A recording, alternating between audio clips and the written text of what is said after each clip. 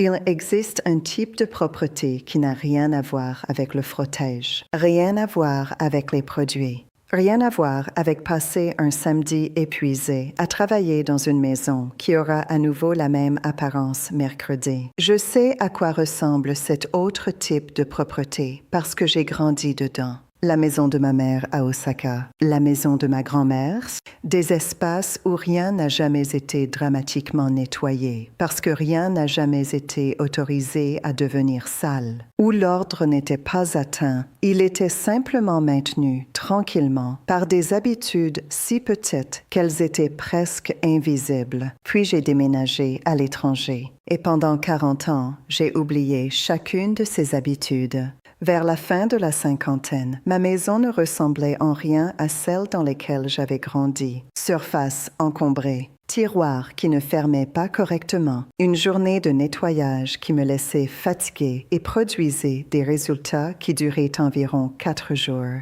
J'avais plus de produits de nettoyage que ma grand-mère n'en avait possédé dans toute sa vie, et ma maison était mesurément pire que la sienne ne l'avait jamais été. Je suis Keiko Nakamura, j'ai 72 ans, et ce que je vais partager avec vous, ce sont 7 habitudes, pas des techniques, pas des produits, pas des systèmes organisationnels que j'ai réapprises dans la soixantaine et qui ont changé ma maison plus durablement que tout ce que j'avais acheté ou essayé dans les 4 décennies précédentes. Ces habitudes sont anciennes, elles sont simples, et l'industrie du nettoyage, qui profite de la complexité et de votre sentiment que vous avez besoin de solutions spécialisées pour chaque surface et problème, préférerait beaucoup que vous n'y pensiez jamais trop attentivement. Commençons. Cette habitude 1. Tout a une place et de true grité. Akawati in Iwirutkurton and Tuwe interwind.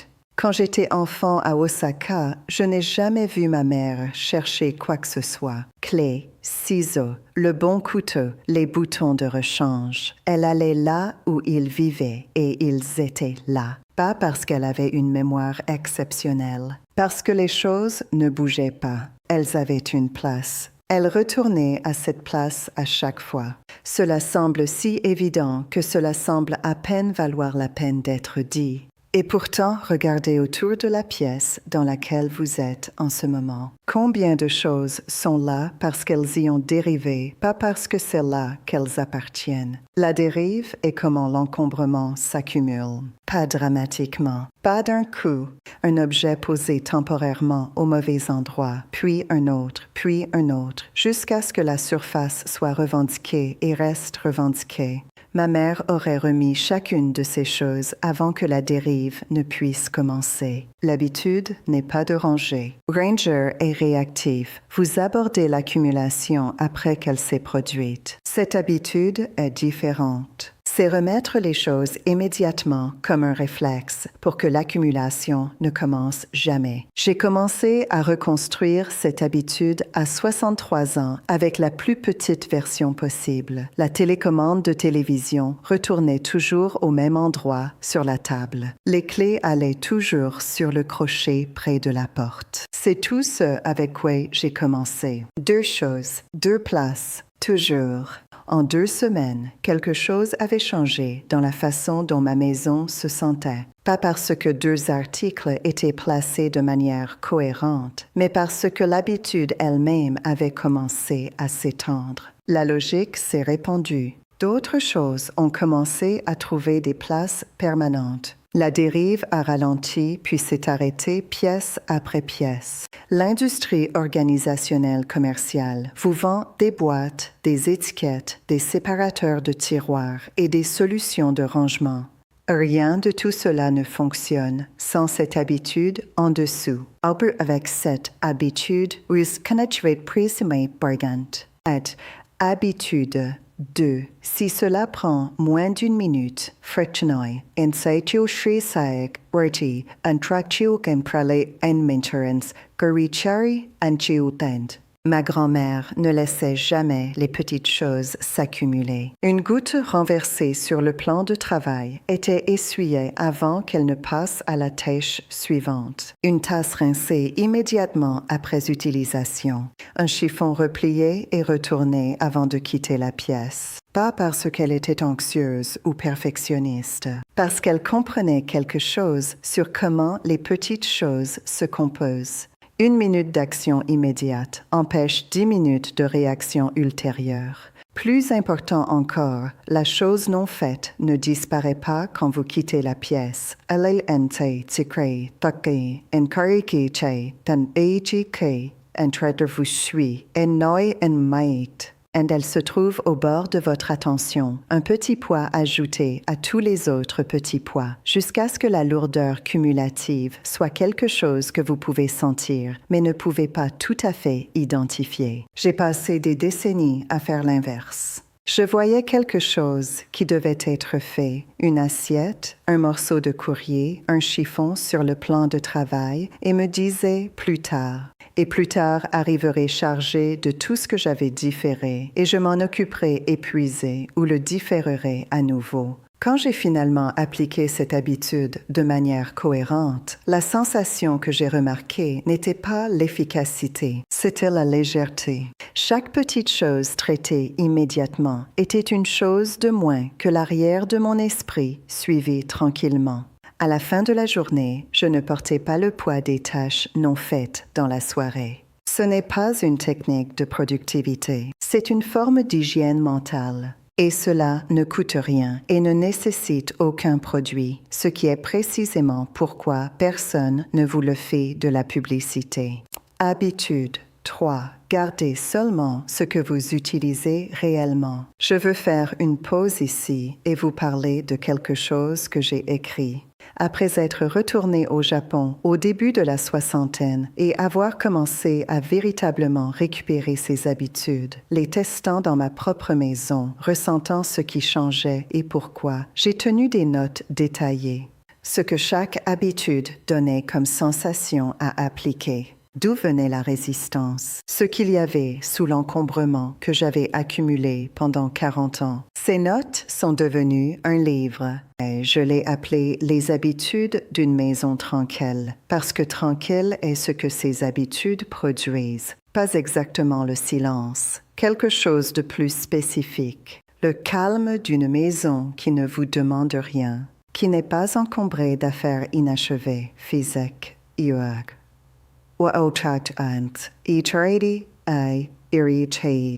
Le chapitre sur cette troisième habitude, gardez seulement ce que vous utilisez, est celui que je trouve le plus difficile à lire maintenant sans ressentir quelque chose. Parce que l'écrire signifiait être honnête sur ce à quoi je m'accrochais et pourquoi. Et cette honnêteté était inconfortable avant d'être libératrice. Le livre est dans le commentaire épinglé ci-dessous. J'entends régulièrement des lecteurs. Margaret Derland m'a écrit pour dire qu'elle avait finalement vidé la chambre d'amis qui était inutilisable depuis 3 ans après l'avoir lu. Elle a dit que cela a pris 2 après-midi et qu'elle a pleuré une fois et s'est sentie mieux qu'elle ne l'avait été depuis des années. Et Kenneth d'Australie a dit que le chapitre sur cette habitude était la première fois qu'il comprenait que sa maison encombrée n'était pas un problème de paresse. Dorothy du Canada a dit qu'elle avait donné le livre à sa fille et qu'elles avaient trié la maison ensemble et que cela les avait rapprochées plus qu'elles ne l'avaient été depuis longtemps. C'est là, si vous le voulez, un retour à l'habitude. Dans la cuisine de ma mère, chaque article avait gagné sa place par une utilisation régulière. Rien n'était là parce que c'était cher ou parce que c'était un cadeau ou parce que cela pourrait être utile un jour. Ces raisons, dépenses, culpabilité, besoins futurs hypothétiques, sont comment les tiroirs se remplissent de choses qui vous coûtent de l'attention chaque fois que vous les ouvrez, même quand vous n'y pensez pas consciemment. Ma grand-mère a dit quelque chose dont je me souviens clairement. Une chose que vous n'utilisez pas vous demande quand même quelque chose. De l'espace, du nettoyage. La petite tâche cognitive d'enregistrer sa présence. Multipliée par des centaines d'objets, la demande devient épuisante. L'habitude n'est pas le désencombrement agressif, c'est le discernement continu. Et regardez ce que vous possédez avec la question honnête. Est-ce que j'utilise réellement ceci? Et quand la réponse est non, le libérer, pas avec culpabilité, pas avec drame, avec une simple reconnaissance qu'il a fait son temps et peut partir. Quand j'ai commencé à faire cela dans la soixantaine, ma maison n'est pas devenue clairsemée ou froide. Elle est devenue navigable. Je pouvais trouver les choses. Je pouvais nettoyer les surfaces parce qu'il y avait moins d'objets dessus. La cuisine en particulier, qui avait été une source de frustration quotidienne de bas niveau, est devenue une pièce dans laquelle j'aimais être. Habitude. 4. Fermez la journée avec 5 minutes d'ordre. Avant de dormir chaque nuit, je fais 5 minutes. Pas de nettoyage, réinitialisation. La distinction compte. Le nettoyage aborde ce qui s'est déjà accumulé. La réinitialisation empêche l'accumulation de se reporter au jour suivant. C'est retourner la maison à son état neutre avant d'arrêter de l'utiliser pour la journée, pour que quand vous entrez demain matin, vous ne soyez pas immédiatement confronté aux affaires inachevées d'hier. Ma mère faisait cela sans y penser. La cuisine était remise à sa position de départ après le repas du soir. Le salon retournait à l'ordre avant le coucher. La salle de bain laissée prête pour le matin. Ce n'était pas une routine qu'elle avait inventée. C'était simplement comment la journée se terminait. Quand j'ai finalement reconstruit cette habitude dans ma propre maison, ce qui m'a frappé en premier, c'était les matins. J'avais commencé mes journées à l'intérieur du résidu de la soirée précédente. Une tasse sur le plan de travail, quelque chose laissé sur la table, le sentiment général de choses pas tout à fait en place et absorbant ce petit désordre avant d'avoir fait quoi que ce soit, avant d'avoir eu une pensée ou une tasse de thé. La journée commençait légèrement en retard. Endarchi, Choktrain, la réinitialisation du soir est devenue cohérente. Basachi Kachafi, Endakche, Alaise a changé. Entrer dans une cuisine qui est déjà en ordre est une expérience différente que d'entrer dans une qui ne l'est pas. La journée commence d'un endroit différent. L'effet est disproportionné par rapport aux 5 minutes que cela coûte. Et à habitude, 5. Chaque espace a un but clair. La table à manger de ma grand-mère était pour manger, pas pour le courrier, ou le pliage de linge, ou travailler de la maison, ou placer temporairement des choses en décidant où elles vont. Pour manger, cela semble restrictif. En pratique, c'est l'inverse. Or, kindun ishtus un but clair. Il est turbo pris pur shbu. Achi wistiaris parities about delutlche. Vous n'avez pas à le reconfigurer. Il est simplement ce qu'il est, disponible, fonctionnel, clair.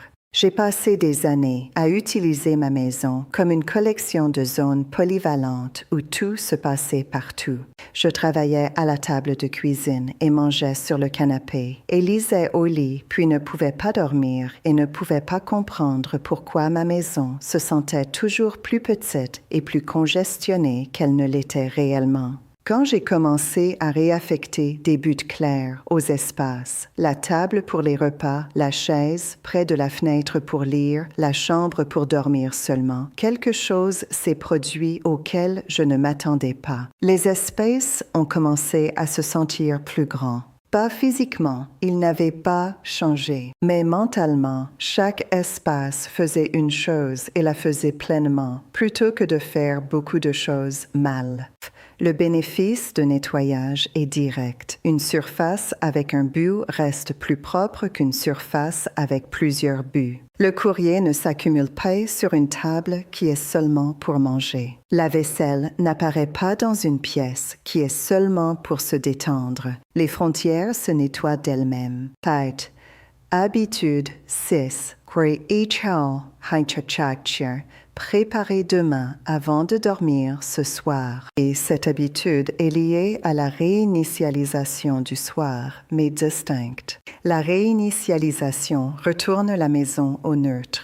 Cette habitude va un pas plus loin. Elle prépare activement la maison pour demain matin. De quoi aurez-vous besoin en premier? Est-ce prêt? Ou est-ce? Ma mère préparait les choses du lendemain avant de dormir, pas de manière élaborée, juste assez. La bouilloire remplie, le thé prêt.